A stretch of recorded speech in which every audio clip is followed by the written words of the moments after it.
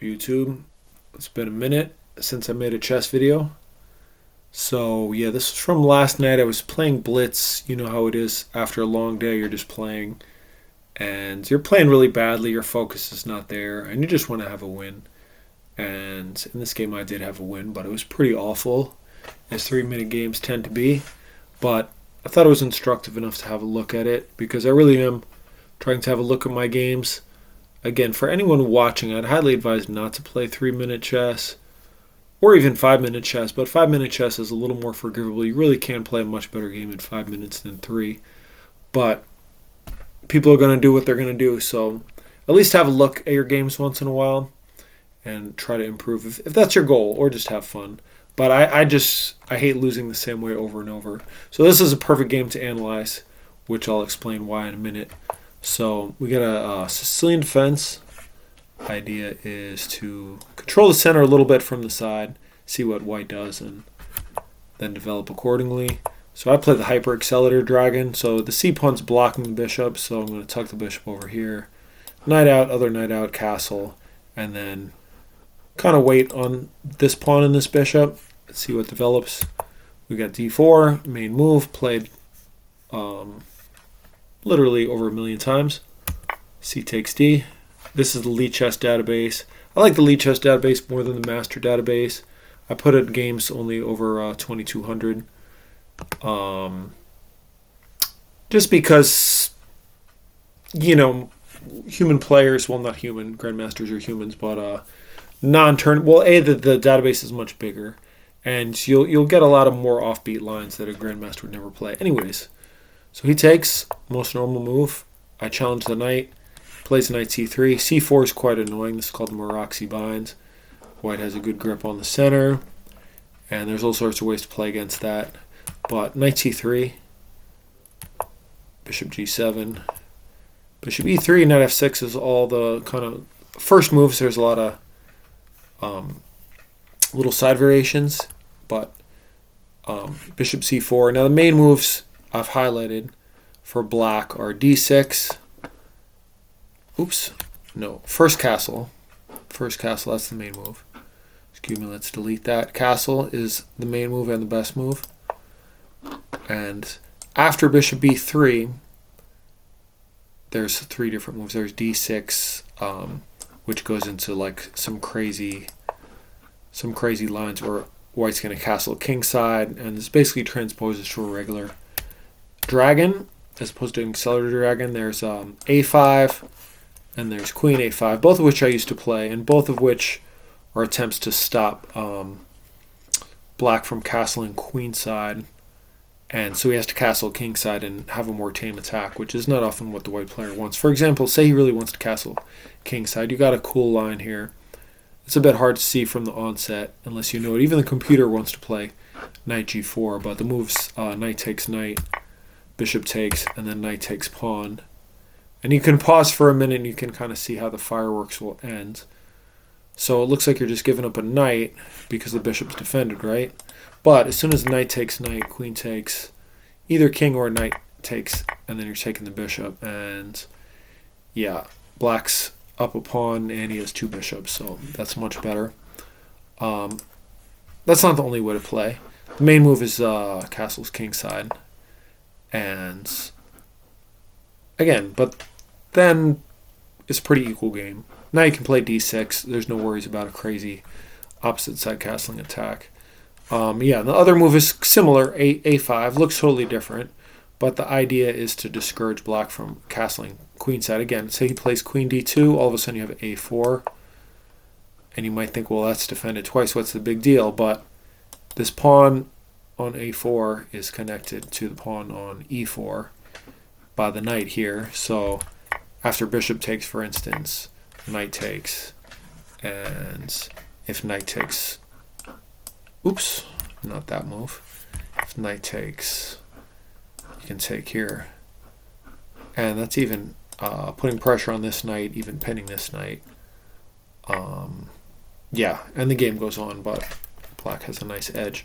So, but I played a 4th move, which is rook e8, which I haven't been playing for very long, so I don't know the theory very well. And I know the theory even less well than I did a year ago when I first looked at this line, or a little over a year ago. Anyways, white has a lot of different moves here. F3's one of the main moves. And the idea is to play e6. And this looks a bit odd. Why is the rook here? There's a bunch of stuff in the way. But the idea is you want to play d5. And if the e-file gets open, this bishop will be awkward. Even if the king is castled, the bishop will still be awkward. So anyway, I played e6, e-castle, d5. And he played knight takes knight. This line I'm not so familiar with. Obviously, I take back and e5. So now the rook's looking rather stupid here. But on the other hand, I got this nice center. All these nice center pawns. I moved my knight out of the way. So, yeah, all my stuff is like on the back rank, so it doesn't really look very good. But on the other hand, I got this dynamic potential to push these pawns in the center. Maybe this pawn is overextended. This diagonal for white's king is a little bit weak. So, yeah, the computer like says it's about equal, but slightly better for black even. So f4 was played, and here's where I screwed up. But next time I play, I'm not going to screw this up. And you'll see it's the most common move. The correct move, bishop a6, has only been played 8% of the time. And this is by like 22 to 2,500 players. You can see the top games in this line. Some, top of the line players. We could actually look at those games. These are bullet games. Actually, this one's a rapid. Anyways, so I made a mistake here. I played c5, and that allows some tricks. Keep in mind this is a 3-minute game, so even if I can play the opening half decent, eventually I'm going to start making horrible blunders, and I start here. So, yeah, the correct move is first play bishop a6, hitting the rook, and after the rook moves, whether to e1 or f3, let's say, f3 is a little more aggressive, maybe trying to get some sort of attack going here. Now I can play c5, and the trick that he does in the other game doesn't work anymore here. Now, what is that trick? Well, it happened to me. Don't let it happen to you. He just takes, and I foolishly take back. Bishop a6, still I can hold on to equality according to the engine. But I take, queen takes, and again, actually, I'm still okay. I just have to play bishop a6, defending the rook, attacking his rook. Yeah, because this move looks deadly. It's like, at first I'm like, oh, is that checkmate? No, it's not checkmate. And actually, it's not even leading to checkmate in any variation. So I can even move the rook and still be okay. In fact, I'll show you a cool line with that. Yeah, after bishop a6, I played a different move, but bishop a6, queen takes, I tuck my king away, and say white really wants to hammer in at me. I mean, you could see this move being played in Blitz. Well, most of the time they play the engine top move. In fact, all the time, only 5 games, and white won all of them. Putting pressure here. But, yeah, I can wiggle my way out. But if white tries to get super aggressive, all of a sudden, whoops-a-daisy, the queen's lost. So that's what makes chess fun. There's always, you think you're attacking and you're actually getting trapped. You think you're dead lost and actually you have tricks. But I didn't see this trick. I played an okay move considering I was already, let's see, I was down 2.5 minutes here. I played knight takes pawn. So my idea was that if he takes the rook, yeah, I didn't see past this. But actually it gets interesting here because of potential of smothered mate. So I can do this. And if he does that, boom, smothered mate. Just had to show the smothered mate. I'm going a little quick. But once you see this typical pattern, you're not going to unsee it. And it has to be rooks. It can't be a queen. You can't be smothered by a queen because remember the queen can always yeah, let me just show you what I mean. If he moves back into the line of fire and he goes over here, say this is a queen instead of a knight. Here the rook takes and it's mate. But if that was a queen, the queen could take the knight. So I'm doing that awfully fast. But the idea is, I'm not going to claim I saw any of that. I just saw here, he takes the rook and here, and that's all I saw. And I thought, okay, well, I'm down some material, the rook, but I got an open game. I got a knight for the rook, and it's possible I don't lose this. Yeah. But yeah, two people saw this knight d4, bishop e4, and maybe I would have saw it if we went down this line. I don't know. And yeah, that's not playable. So white wins the rook back. Got some discovered attacks on the queen, but nothing deadly. And white is up 2 pawns. So yeah, black's got a tough game ahead. But there's been 2 games in this line, and they've gone both ways. So this did not happen, though. After knight takes the e-pawn, he just traded queens. Yeah, he did not play this way. He took, and I decided not to move my queen. So now he trades queens. Oh, no, he still doesn't trade queens. I forgot. Yeah. Just played this game yesterday, but I got a lot on my mind. So you probably should have traded queens. Now here's this I thought was really cool. So I'm like, well, I don't really want to trade pieces, but that's kind of silly because he's going to trade here anyway. But I thought, oh, well, I'll get my rook in the game. And I really wanted to move this a pawn up and bust up his pawns because you can see he has 2 extra pawns. But if I can get my pawn somehow to a3, make him take, put pressure on the rook, or at least break up his pawns so they're isolated. That was my split-second thinking. Let's see, it's cool, if you look at the bottom here, it shows you how much time was spent. So I spent 12 seconds on this move. But actual good move with a trick is bishop takes bishop. So you thought, well, you're down 2 pawns, you're trading more pieces. What's the big deal? So there's a trick. The best move is to move one of these rooks to attack my queen, which makes a whole lot of sense, and very likely my opponent would have seen this move because, yeah, there's no time to defend the bishop. And you got to move the queen somewhere. You probably don't want to trade it, but yeah, this is awkward. Now the bishop can be taken, or you could bully the queen some more. Although I'd be a little afraid to do this, but actually that's no big deal. Yeah, and this move was for nothing. So, but you never know. What if he just casually just takes back here all of a sudden? Dun dun dun. Sorry, I should put these arrows off so people watching the video can think. But the move is takes here. And there's nowhere the queen can safely go to defend this bishop. You might ask, what about queen c3? Well, then you could just take. And this juicy square, so often in these fianchetto openings, especially where white plays f5 and f4, and tries to attack, you have tactics like this. Queen takes here, and the pin is no good because takes is with check. So that was a nice touch that was totally over my head. I played a5. He took, I took, and yeah, you can see that white is up 2 pawns circled here. And with perfect play, white will probably win. He does have a slightly weaker king with this diagonal, although he's got a lot of protection here. This pawn is weak. Maybe I can win that back. Maybe I can hold on to this one. But yeah, long-term prospects not looking so good. He attacks my queen. I don't really want to trade queens, but my 2-second idea, 14-second idea was that after he trades queens, I'll be attacking this pawn, and he can't defend both. Although my back rank is weak, so that didn't really work out. He takes, and plays bishop to defend this pawn, which is being hit. Better probably would be to defend this way because it keeps the rook's eyes open, as Chess Network would say, to the back rank. But he plays this way.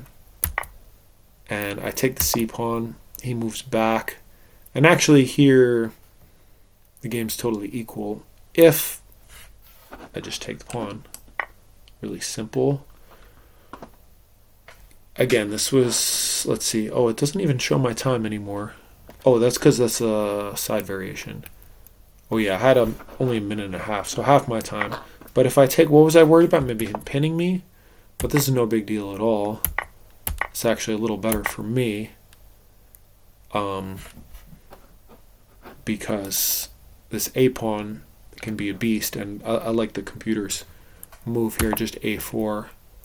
Not taking either pawn, just keeping pressure on both of them. You can take either one of them anytime, but just march the pawn a little closer, then maybe take.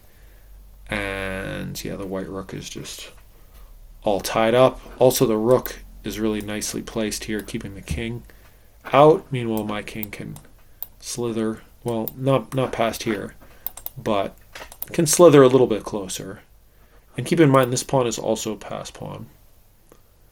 And this pawn's much easier to support than his pawn, which I can take anytime. So yeah, I didn't take the center pawn. I was like afraid of ghost, and this is one of the problems with blitz and bullet and stuff like that. Is sometimes you're over aggressive and sometimes you're under aggressive, but what you're not usually doing is calculating very much. And obviously, much stronger players like, IMs, GMs, their intuition is much stronger, so they don't really need to calculate. And you don't really need to calculate much here either, because it's not like this rook is on pre or undefended. So it's not a whole lot of calculation to see that. To see this busting up the pawns, which is what you wanted to do the whole time, and it's better for black. But I thought, well, let's play it safe. And by playing it safe, well, I get into a horrible position. So check here.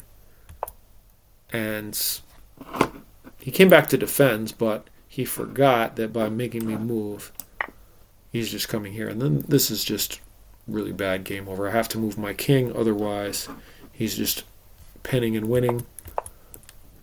No, he's locking me out, and we could go on with variations, but this is just really bad. But instead he gives me a little chance, rook d5. I should come back and defend this pawn. But I don't. I'm like, I'm going to push here, I'm going to win the bishop, I'm going to get a queen. And again, he should take this pawn. But he doesn't, he gets behind me. He's also playing a little overcautiously. Now I come back to put more pressure here, but again, I should probably defend.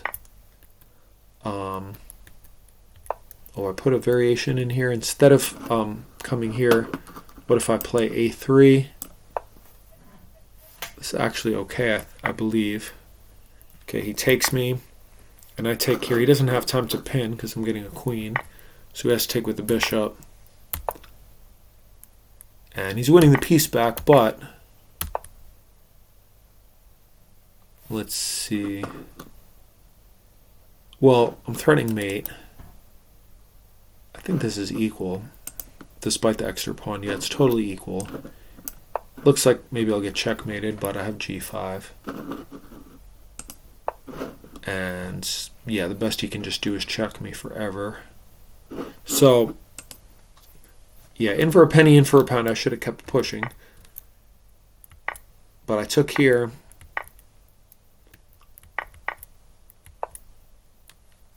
Yeah, h4 was very good by him. Sorry, let me turn the engine off. And yeah, now I'm dead lost.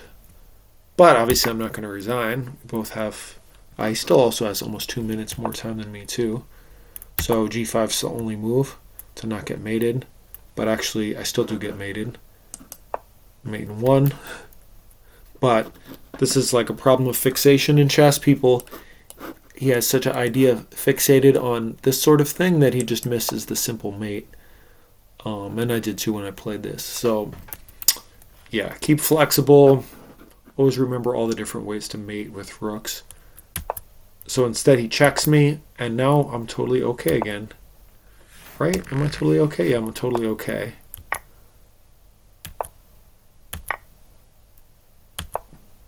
Until I'm not totally okay.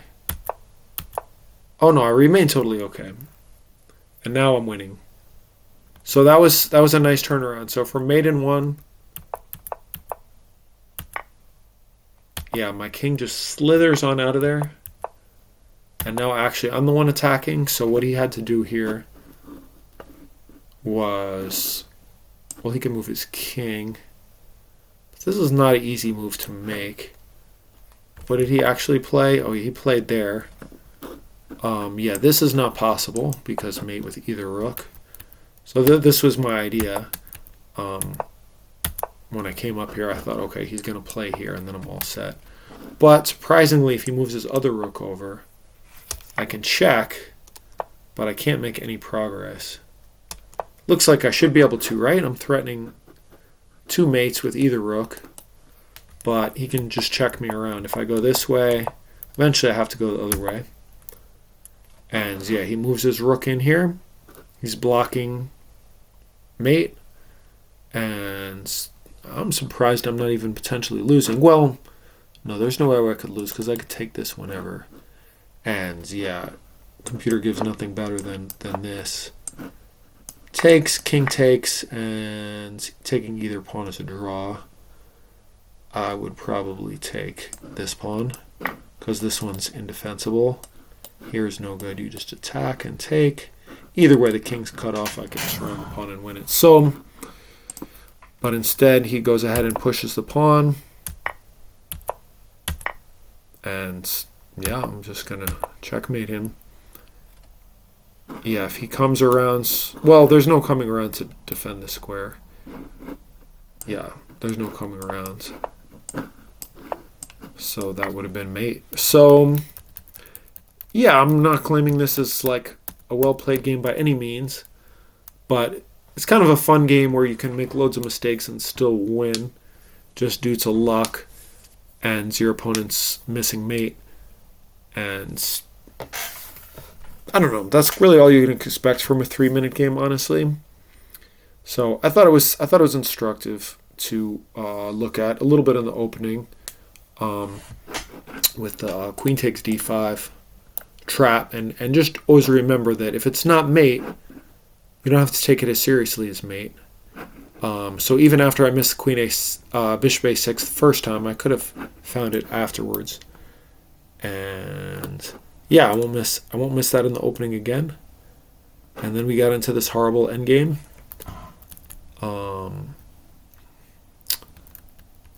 Yeah, the other big moment was here. Oh wait, no, not here. Take the c pawn first. And now I can just take this pawn, and now it's equal. Anybody's game. Anyway, thanks for watching.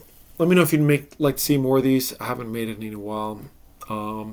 Yeah, I'm a bit discouraged with my chess. I'm mostly just blitzing. I'm not analyzing too much.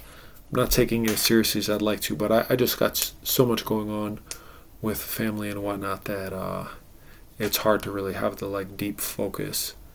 But that's on me as well. I don't have to play blitz. I can't take it more seriously. So anyway, thanks for watching. I'll see you guys next time.